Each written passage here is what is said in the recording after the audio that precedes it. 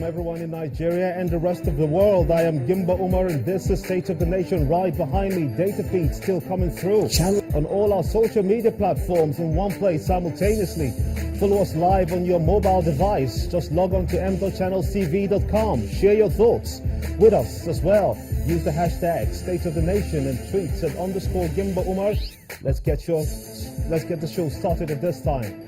All the federal government, in partnership with international agencies, are assessing the physical, the social and economic impact of the Boko Haram crisis in the northeast. In a joint statement, the country said that the groups will come up with a paperwork within a month to finalize the goals. Nigeria's President Muhammadu Buhari is meeting the U.S. Secretary of State John Kerry on the sidelines of a two-day nuclear security summit in Washington, D.C., along with 50 other heads of government. Mr. Kerry and Nigeria's Foreign Minister Geoffrey Onyema held meetings and acknowledged the security challenges posed by Boko Haram insurgents in Nigeria's northeast and neighboring countries, as well as tough economic times caused by the fall in oil prices. Well, according to the U.S. Secretary of State, the United States is committed to helping Nigeria tackle the Boko Haram insurgency. Isa Gusau, the Senior Special Advisor to the Borno State Governor, joins me from our Abuja studios. I want to thank you so much indeed for coming on State of the Nation at this time. What we understand is that $800 million aid to the cause of rebuilding the Northeast with a focus on education and poverty reduction. Is there a structure in place to make this happen smoothly? Well, first of all, I want to thank you for being here. I think, like the UN representative, resident coordinator for humanitarian support, Fatma Samora said when she said Governor Kashim Shettima, this is just an introductory phase, because I remember that she did mention that the World Bank had earmarked about $240 million for the Northeast this year. But she did say that out of it, they have been able to access only $24 million. But by and large, the Borno State government and indeed the Northeast geopolitical zone, it must be very appreciative of what the World Bank is trying to do. But I think the whole thing is beyond that. You might recall that during a presentation of the reports on recovery, post-insurgency recovery, peace building and assessment report, the Senior Special Assistant to the President on IDPs, Dr. Mariam Masha, did say that in Borno alone, about 6 billion naira worth of destruction was actually recorded. And out of this, from what we know, Borno State has lost about 1 million houses. We have lost 665 municipal buildings. We have lost over 470,000 livestock. We have lost 5,335 classrooms and other buildings in 512 primary schools, 38 secondary schools, and 2 tertiary institutions. We have lost so much, over 1,630 power substations, 720. So much has been lost by Borno State. And I think what has been earmarked is grossly inadequate for us to tackle the problems. But then it is a starting point. You have already started. Your government, you did say in your introductory remark, they are working on coming up with a framework for implementation of these reconstruction efforts. Your government has already started the rebuilding of Dalori village. It was destroyed, of course, by Boko Haram. Tell us more about the efforts you've adopted so far, and how far have you gone about that? Well, it's not just Dalori village. You might recall that Dalori village, the incident happened not long ago. It's not more than 2 months, ago.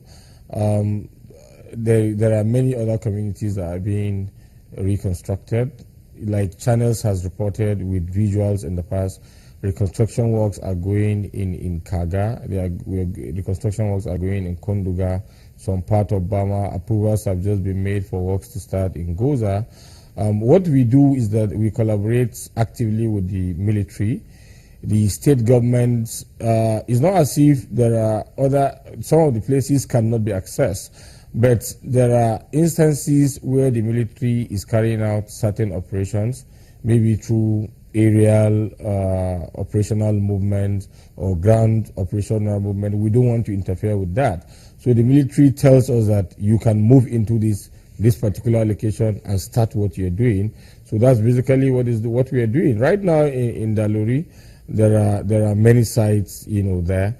We are rebuilding private houses. We are rebuilding worship centers, and some markets. That's what we are doing. The governor is saying that, look, much as we expect support from the federal government and donor organizations like the World Bank, we have to demonstrate our own commitment by starting the work. After all, this thing happened in Borno, and governance is about meeting the needs of the people. So what we are doing is that we are taking advantage of the unfortunate insurgency to completely rebrand the state. Like in the past, like Channels has shown a couple of times, most of the structures, we are changing everything. Like, in the past, zincs, some of these schools had zincs, but now we are replacing all of them with roofing tiles.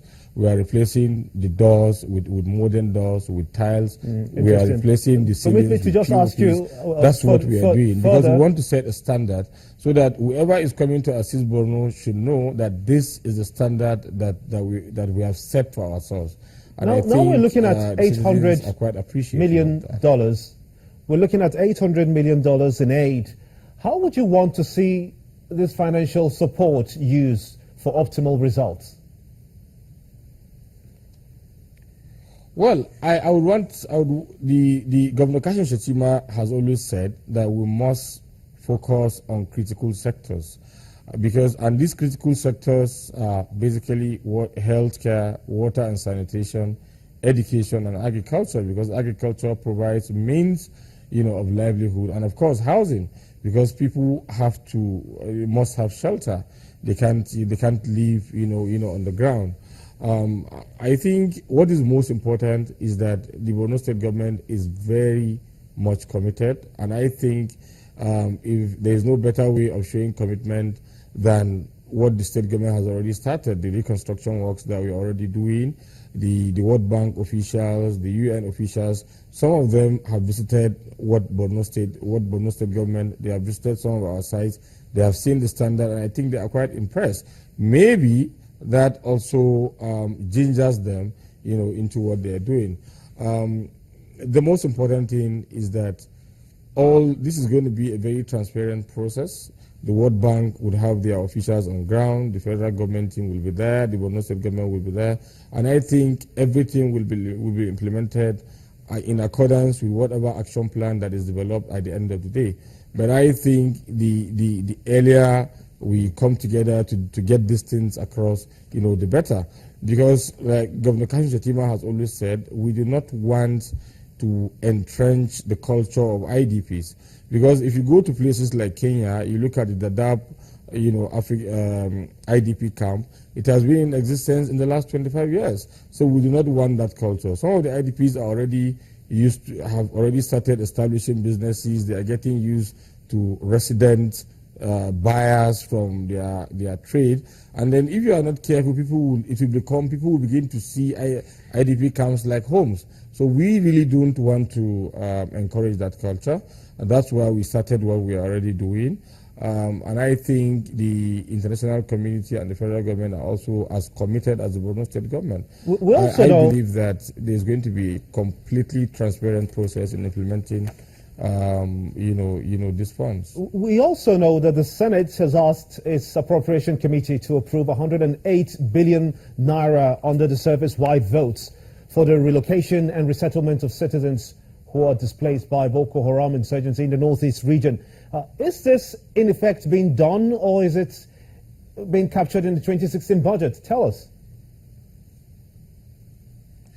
Well, to be quite frank with you, I think we'll rather wait till the specifics are out, the details of the budget.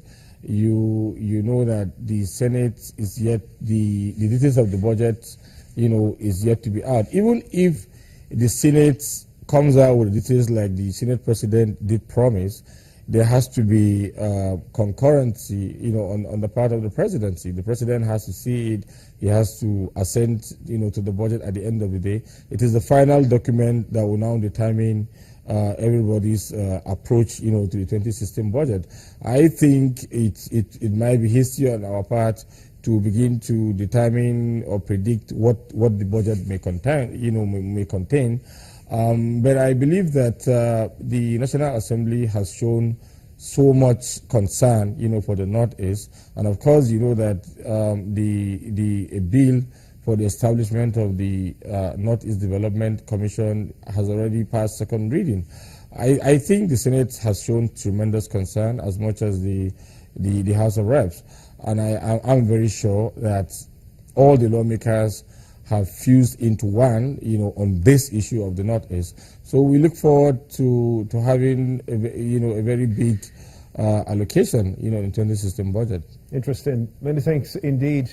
And I'm also hopeful with you, Issa Gusau, of course, the Senior Special Advisor Media to the Governor of Borno State, was hit by Boko Haram attacks in Nigeria's northeast region.